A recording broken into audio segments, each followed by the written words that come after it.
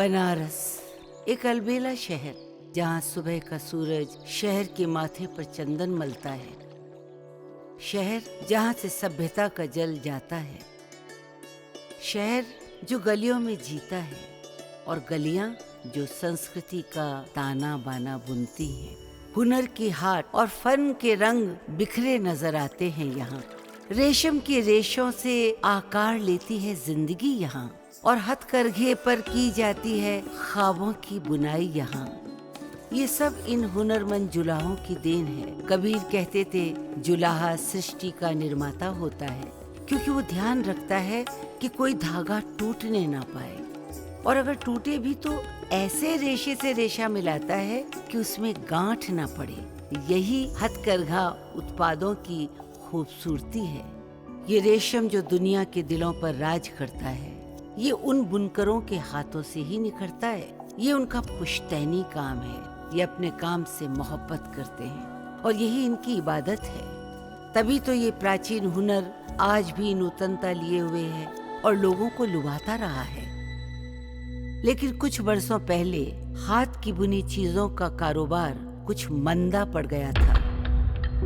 मैं एक बनारसी साड़ी का कारीगर हूँ। बनारस में सन 2008 में मैं बहुत परेशान हो गया था। मेरे हाथ से कारोबार खत्म हो गया था। मार्केट की बहुत बुरी पोजीशन थी। लोग कारोबार को छोड़ करके दूसरे पेशे में जा रहे थे। बनारसी काम जो था ये बहुत पुराना काम है और काफी अच्छा कारीगरी से पहले के लोग काम करते भी थे। काम बहुत अच्छा होता है अभी, लेकिन बाहर की मशीनें आई और पिकम पिक जकार्ड आया, ये कंप्यूटर जकार्ड आया। इन सब वजह से इस काम को बहुत ही हानि पहुंचा।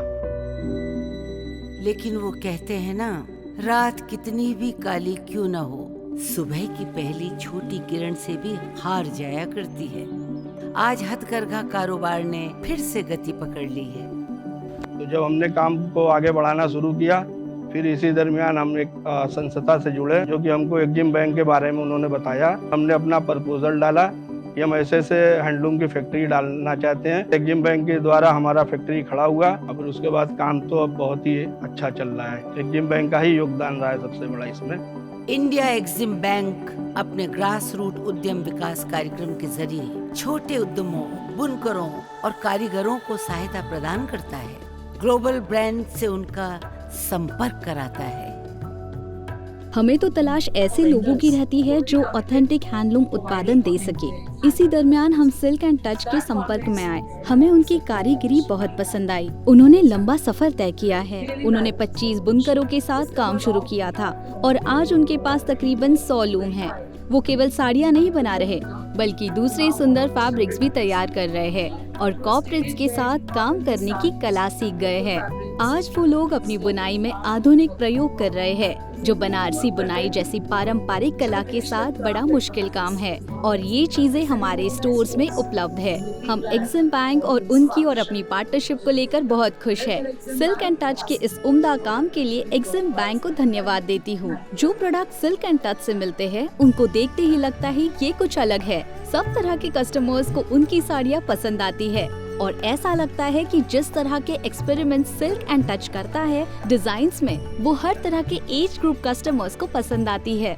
In that sense he is completely new age entrepreneur, जिसने बनारसी साड़ी को एक इतना फ्रेश टेक दिया है कि आने वाली जनरेशन भी उसको हमेशा पसंद करेगी। उस आर्ट को कभी मरने नहीं देगी। इंडिया एक्जिम बैंक इन कारीगरों को डिजाइन और उत्पाद विकास में ट्रेनिंग कराता है।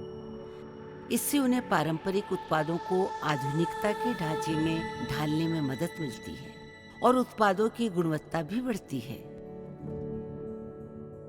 विदेशों में रह रहे लोग भारत के करघे पर एहसासों की बुनाई कर रहे हैं। विदेशी धरती पर स्वदेशी हुनर की धमक सुनाई दे रही है। जो फॉरेनर्स है, जो एक्सपोर्ट मार्केट है, हम लोग का भी स्टोर है, उसमें भी देखते हैं कि काफ़ी अच्छा मूव करता है हैंडलूम एंड हैंडीक्राफ्ट प्रोडक्ट। जैसे कस्टमर काफ़ी हैप्पीली इसको बाई करते हैं। बनारसी का जो लुक फील है और किस मतलब कोई प्रोडक्ट में वो मिलेगा नहीं। आई मीन कहीं पे सी भी अब ले लो इंडिया का, सो बनारसी का जो रिचनेस है, मतलब मैं बोलते हुए मुझे बड़ा अच्छा लग रहा है कि जो रिचनेस है ना, मुझे बड़ा अच्छा फील होता है। यही बनारस है, सांस्कृतिक धरोहर का संरक्षक। हंसता मुस्कुराता, गंगा सा शीतल, रेशम सा मुलायम, यही वो धागा है जिसने बांधे रखा है अपनों को अपनों से और जोड़े रखा है दुनिया को भारतीयता के रेशों से।